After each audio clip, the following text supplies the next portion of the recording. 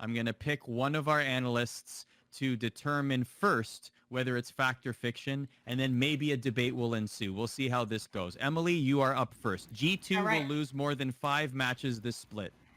So let's take a look at G2's previous records with this team that they have, right? So last year and this past spring, we've got 13-5 in 2019 spring, and that was, if you remember, the first role swapped lineup where everyone was kind of looking at them and being like, I don't know how this is going to go. They did lose 5 games that split, but then it's a solid 15-3 and 15-3 record in the regular round robin. Now, the thing I do want to bring up that Jacob touched upon earlier that I was going to leave this segment off with is that they were not able to practice going into the split. So I don't think their performance in this week 1, which also was unfortunately a super week, that I don't think their performance this week 1 is going to reflect their performance for the rest of the split due to extenuating circumstances with perks and the fact that they weren't able to prep and practice going into this week as soundly as they would have any other week, right? I don't think they'll lose more than 5 matches this split based on the fact that they swap back. This is still the same lineup. The first time they were trying this lineup, they lost 5 games exactly. Yes, it was not a great week for G2, but I think they'll be totally fine, and I don't think they'll lose more than 5 games. Maybe 5 because you already have the 2, but I don't think they'll lose more than that. It seems premature to say this. 5 matches. Come on. I'll play the contrarian here. I'll say they'll lose 6 matches. Again, I don't think by the end product it's by gonna being really... contrarian, you're saying 1 more than the number. No, I'm going fiction here because I think it's gonna be 1 more than 5. Like, I don't think anyone on this panel is gonna be like, oh yeah, G2's not gonna make the final. They're not gonna go to Worlds and do very well. Like, I do think they're gonna win LEC, but I also do think like it's going to be a bit of tough sledding in the early going. And I think this team, they have 3 championships. Like they have 7 championships overall as an organization. These guys know what it means to go in the playoffs prepared.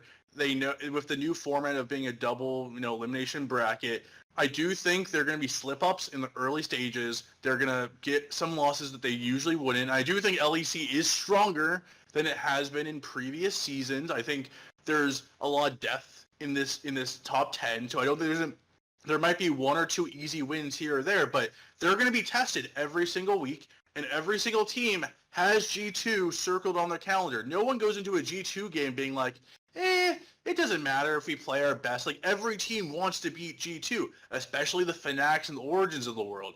A win versus G2 can make your entire year. So I do think they will drop 6 games, maybe 7, but I do think by playoffs, regardless of where they are in the standings, they're still going to make the final. So I'm going to say they're going to have a bit of a softer regular season. Obviously, not practicing as much, perks going through things. It's a difficult start of the season. They're going to drop a few games, getting back into form, and by playoffs, they're going to steamroll and win as per usual. But I do think they're going to have a softer regular season. Yeah, my thought is that they just need to they can't let this slide. Teams are improving in the LEC. Look at like Vitality and Misfits when I make that statement, right? Like, I already think that like Mad Lions, Origen, and Fnatic can all, Origen inconsistently iffy, but I still think those 3 teams can compete and beat G2 on any given day. I think that Vitality and Misfits, though, are sort of the 2 teams that I'm looking to like ascend to be able to beat G2 on any given day. So like, I feel like G2 has to take every single match seriously throughout this split in a way that they probably did not last split. My counter argument to that is that I think it's good that they have to take every match seriously because we've seen sometimes what happens when G2 doesn't take every match seriously. Yeah, I don't disagree with that point. I'm just saying like to make this fiction rather than fact. Sorry, to make this fiction that they would lose 5 games or more. They have to take it seriously. Otherwise, this will definitely be fact if they don't take everybody seriously.